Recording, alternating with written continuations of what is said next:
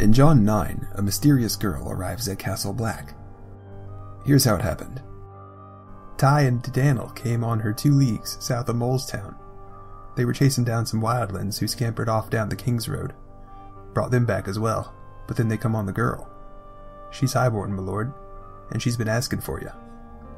How many with her? None, my lord. She come alone. Her horse was dying under her. All skin and ribs it was, lame and lathered. They cut it loose and took the girl for questioning. A grey girl on a dying horse. Melisandre's fires had not lied, it would seem. Where's the girl now? Maester Aemon's chambers, my lord. Girl was blue from the cold, shivering like all get out. So Ty wanted Clydas to have a look at her. So there's the dying horse. That's a perfect match. And Jon thinks this is prophecy fulfilled. Pack it up, folks. We're done here. Haha. You know nothing, Jon Snow. Jon still thinks it's Arya, and he's really excited to go see her. Jon felt 15 years old again. Little sister. However, it turns out to be a girl called Alice Karstark. Her clothes are in a pile on the floor, and we don't get to see if they're grey or not, like the prophecy. But she's wrapped up in a black cloak. Jon notes that her eyes are grey like Arya's, so maybe that makes her a girl in grey. Nah, it doesn't feel right. Maybe she's a girl in grey symbolically, like the sigil of House Karstark. Nope, that's black and white. She says she ran away from home because her uncle cousin wants to marry her so that he can claim Castle Carhold for himself. I know, these people right. But she does ask Jon for protection. You are my only hope, Lord Snow. In your father's name, I beg you, protect me. So she is fleeing a marriage to Jon Snow for protection. She said her uncle is chasing her, so he could be the hunter from the vision. Now, if we look at a map and draw a line between Carhold and Castle Black, the route Alice may have taken may have placed Longlake west of her, like in the vision. The problem is that we don't know for sure. Her route is never actually mentioned. There were probably hills, trees, streams, and all that stuff, and she was probably avoiding villages if she was on the run, but we didn't see those things in the text. We will never give someone credit for something that may have happened. That's how we get stuck. This is about as far as Alice Karstark's story goes. She's missing too many parts. We have to move on and continue the search.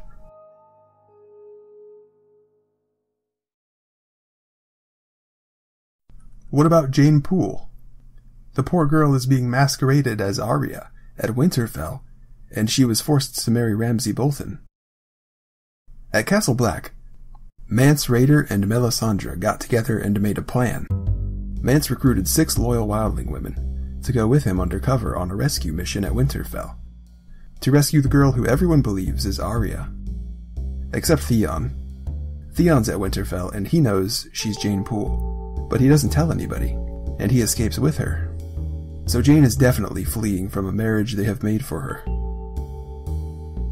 Theon and Jeyne's stories end at the Crofters village, where Stannis and his army are camped. Stannis sends Jeyne Arya Poole to the Wall to reunite her with her brother, Jon. Considering the poor state of Stannis' army, maybe she'll arrive on a dying horse.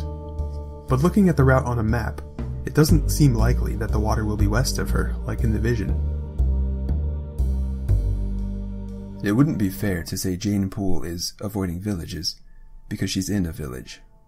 The hills, fields, trees, stones, deer, and streams don't appear in the text either for Jeyne. We didn't see her journey between Winterfell and the Crofters village. I could logically assume that Jeyne encountered all those things, but I really shouldn't make assumptions like that. But there is something neat going on with the deer. Jeyne is at the village where Stannis and his army are camped, and Stannis is kind of a deer in a way. The sigil of House Baratheon is a stag, which is just a male deer. That's the kind of riddle-like answers I'm looking for. What makes her a girl in grey? Well, One place to start looking is probably her clothes. What color are they? In the Theon chapter at the village, Jane is there, being questioned, but there's no mention of her clothes. But she's probably still wearing whatever she was wearing when she escaped Winterfell. If we go back and look at the scene at Winterfell, Theon and the gang find Jane huddled beneath some wolf furs. Well, wolves can be grey, but no color is actually mentioned. Then something fishy happens. There's a clothing swap.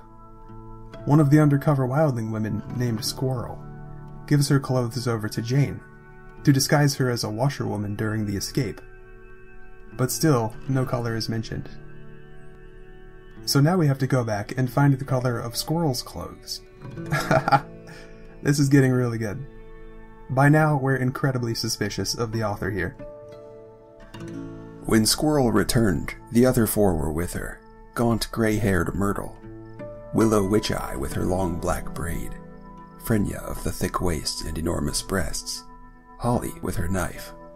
Clad as serving girls in layers of drab grey rough-spun, they wore brown woolen cloaks, lined with white rabbit fur. And there it is. The description of Squirrel's clothes come as a group, with the description of all the wildling women's clothes, which are grey, and white, and brown. No! But it's still grey. Why would the author bury this clue so deep, if this wasn't the right answer? It feels deliberate. We went through such a scavenger hunt to find the color. Reread 2 whole chapters. But you know, the more I think about it, the more it doesn't work.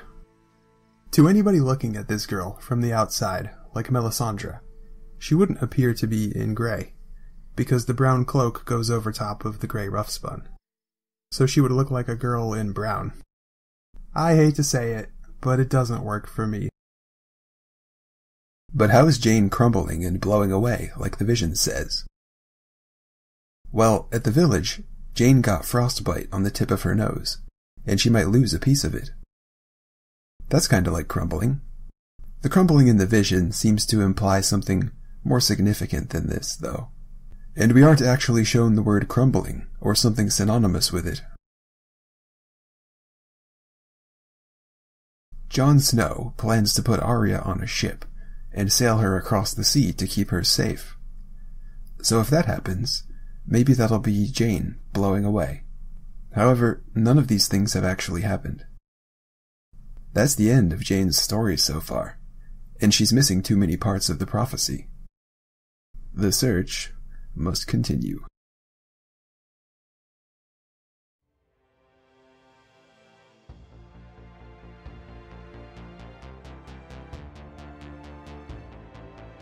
Asha Greyjoy is another girl at the Crofters Village right now. And check out what's happening with her name. It's grey as ash. Ah, I like it. It's a pretty heavy-handed symbolism, but it's kinda neat. So I'll check off the grey parts of the vision. She's also fleeing from a marriage, because her uncle Euron married her to Eric Ironmaker, so that Asha couldn't marry someone to gain their support against Euron.